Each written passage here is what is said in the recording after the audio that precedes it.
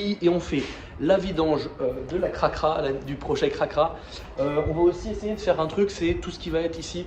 Calandre avant, je vais commencer à la déposer, enlever le vernis pour voir qu'est-ce que donne la peinture sur un élément. Est-ce que le ton de la couleur va beaucoup changer ou pas? Et ça va être très intéressant. C'est parti, allez go. Faut que je pense à faire un double des clés. J'ai que ça. Et en fait, ça coûte pas aussi cher que ça de refaire des clés.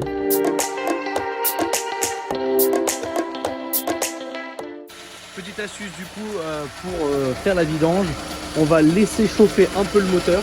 Sur le premier épisode, là on peut voir que effectivement ça a remplacé. Je vais pas mettre les doigts parce qu'à mon avis je vais me prendre un coup de jus, je vais rien comprendre. Il y aura surtout ça à faire, mais ça j'aurais besoin de quelqu'un pour le faire, on peut pas le faire seul. Liquide de frein qui a remplacé. Alors franchement je suis choqué qu'il y ait une pompe lambda, moi j'aurais pas cru. Sur des petits moteurs comme ça, regardez-moi le petit cata que j'ai là.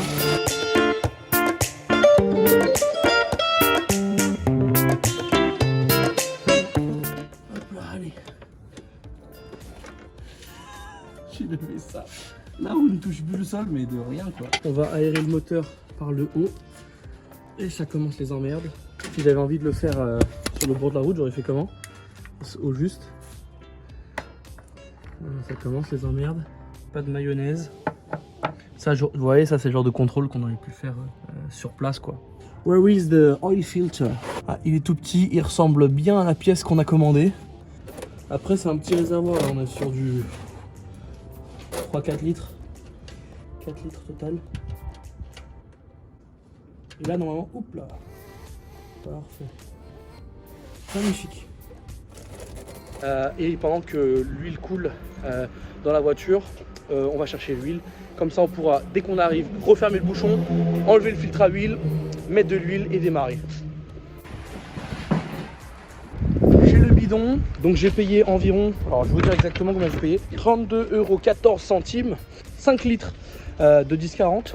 Alors faut savoir, petit conseil voilà, de mécanicien entre nous, pour tout ce qui est huile, sur des véhicules anciens, diesel et essence, prenez des huiles où l'huile va être un peu plus visqueuse que liquide finalement, pour des raisons simples. Dans les années 90, tout ce qui était joint de fixation entre éléments du moteur, exemple culasse moteur, carter d'huile, c'était en fait on avait des tolérances qui étaient plus grandes qu'aujourd'hui.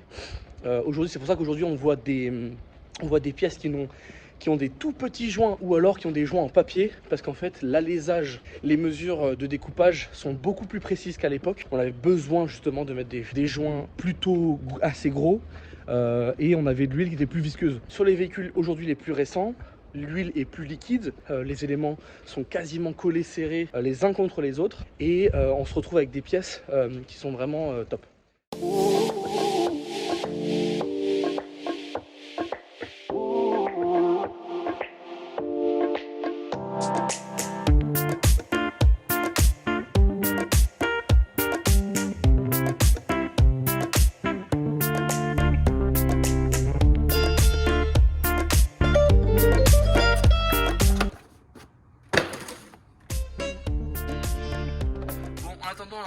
Le gros nettoyage moteur avec le pinceau et tout.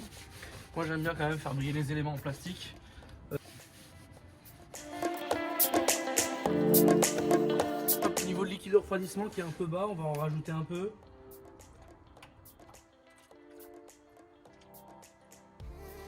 De l'antigel. Pas besoin de mettre trop. Et voilà, et là donc on a vraiment plus de présence de gras, ni ici ni là-bas. C'est parfait.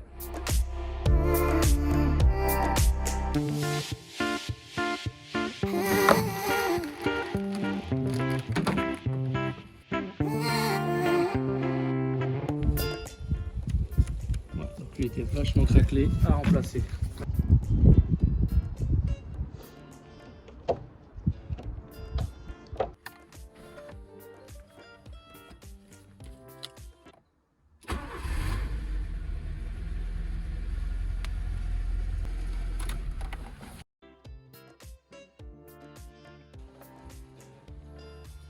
Donc là on voit que j'étais très bien.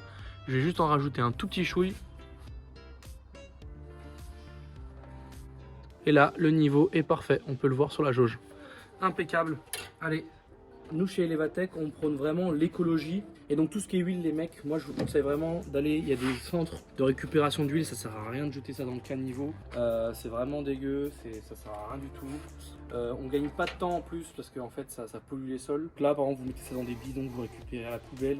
Et ensuite vous pouvez directement après les mettre dans des stations de récupération. Et avant je vais nettoyer quand même la vitraillère. Vous savez les anciens plastiques qui existaient là, vous savez genre 16 valves, trucs ça on s'en fout, on en a rien à foutre, c'est bon, ça y est, 5 ans de garantie c'est bon, les 5 ans elles sont...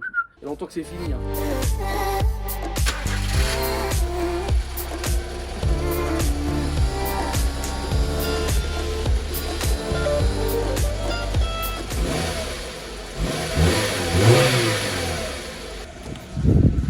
Et maintenant, on va passer aux vitres. Alors, les fameuses étiquettes que je vous disais, c'est ça, tu vois.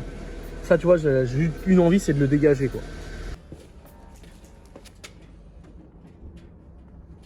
On vient de tuner ta caisse. Regarde ça. Waouh.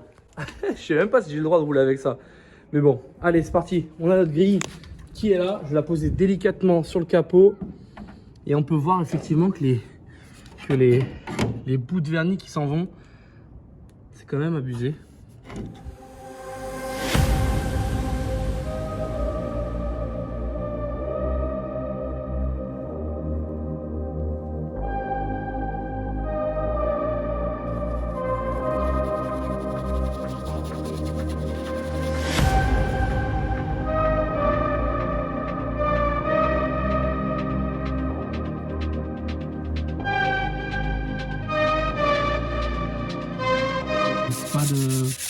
C'est pas de remettre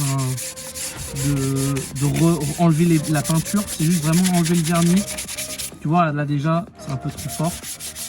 On va peut-être aller doucement.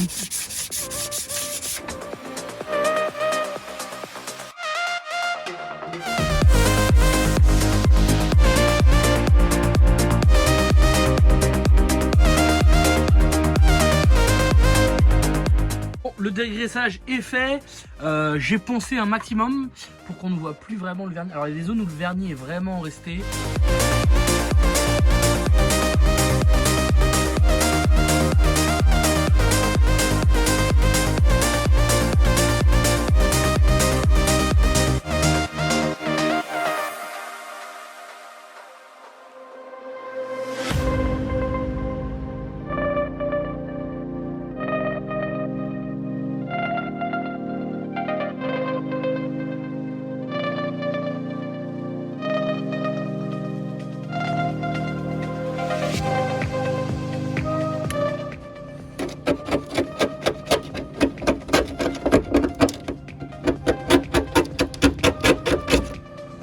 Comme c'est sec avec le temps, ça va, ça s'enlève.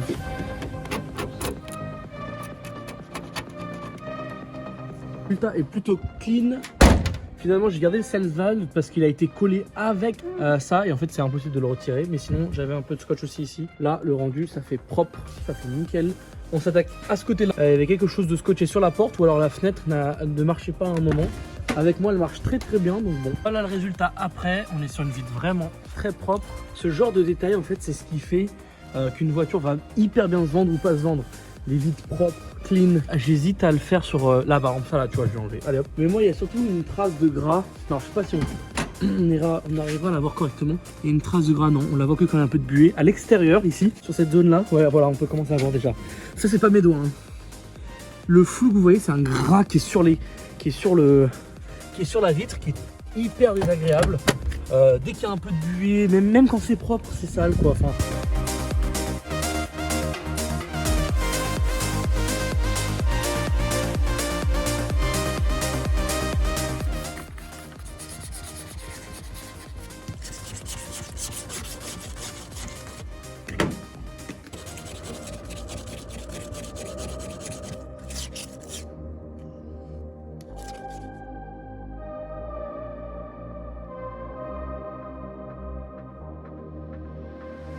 Ça c'est un samedi bien complet.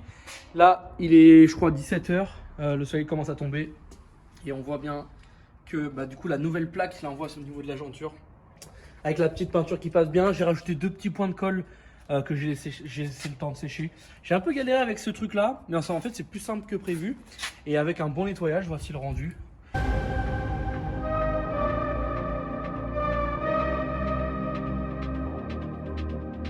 Pour passer le contrôle technique. Et là, comme je sais pas si on arrive bien à distinguer dans la vidéo, mais on a le clignotant gauche-droit, côté clignotant droit qui est plus clair que le gauche. Et ça, c'est pas un clignotant, du coup, c'est une ampoule d'éclairage. Donc moi, j'ai une autre ampoule, on va la remplacer et c'est parti. Donc ça arrive, hein, c'est juste de l'usure normale. On a l'ampoule qui va avoir la peinture qui se décolle. Résultat satisfaisant, l'ampoule est remplacée. Là.